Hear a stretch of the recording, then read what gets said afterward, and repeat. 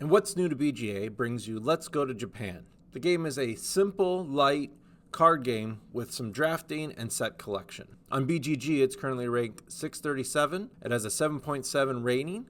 It's voted best with 3 players and a weight of 2.3. On BGA, the playtime is around 18 minutes. The game is played over 13 rounds. You'll get 2 cards of each type. One is Tokyo, the other one is Kyoto. You'll play one of them and then so on for the first 4 rounds. Then you'll actually play 2 cards and pass 2 cards. The drafting comes in where in this round you'll actually take 4 cards that were passed to you, and then so on. And then the last 4 rounds you'll play 1 card, pass 1 card, again with a little bit light drafting there. The card is made up of several things. First, blue is Tokyo, pink is Kyoto. Then you have tokens here on the left. You have the points that each card will score.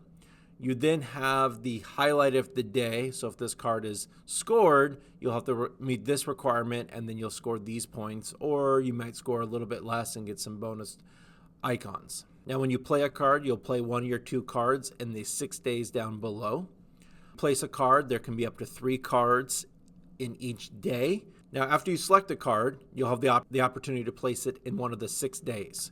You can either place it on a new day, you can place it in front of a card, or behind a card. Now, when you place a card behind another card, you can see the highlight of the day of the bonus of this card is the active one for this day. Once you place 3 cards in one day, you get to pick a bonus, depending on how many symbols you match. Here I match 3, therefore I can pick either the first, second, or third. The first one bumps you 1 up on the mood trek. 2 gives you 2 research tokens or a wild token. 3 or more gives you a luxury train, which will actually score you 2 points and bump you once up on the mood track when scored, or it'll give you a free walk, but that walk does not come with the research.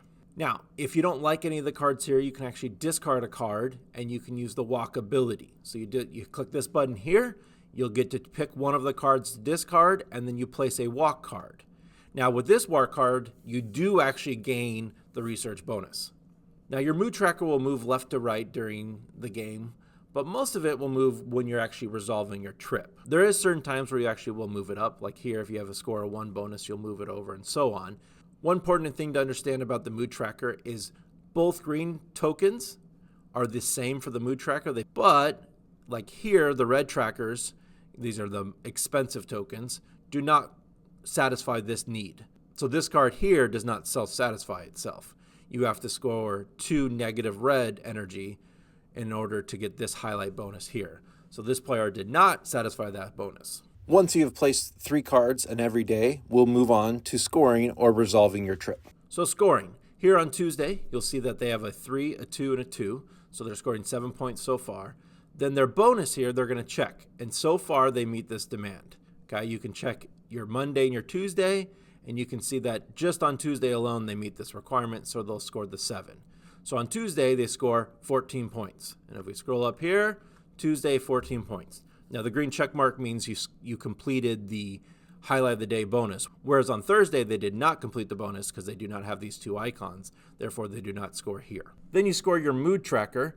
It'll move left and right throughout each day while you're scoring. So if you score here, it'll move over. Once you reach the end points, you'll move this up 1 tick, and then you move it back to the center.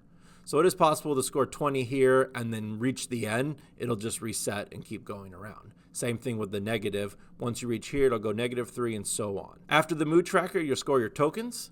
Each marker, depending on where it's at, is how many points you'll score. So if you get it to 4 through 6, you'll score 4 points. 7 through 9, you'll score 8, and so on.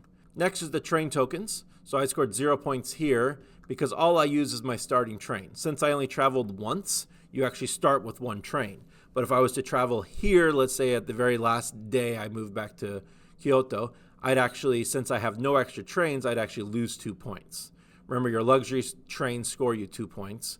Then the bottom, you score 1 point for every research token, and then whatever your passport is if you're using that option. Now there is one optional setup, is the passport card. At the beginning of the game, you'll be dealt 2 of them. You simply pick one of them, and then you'll discard the other. And that's all you need to know for a quick start of Let's Go to Japan. Good luck and have fun.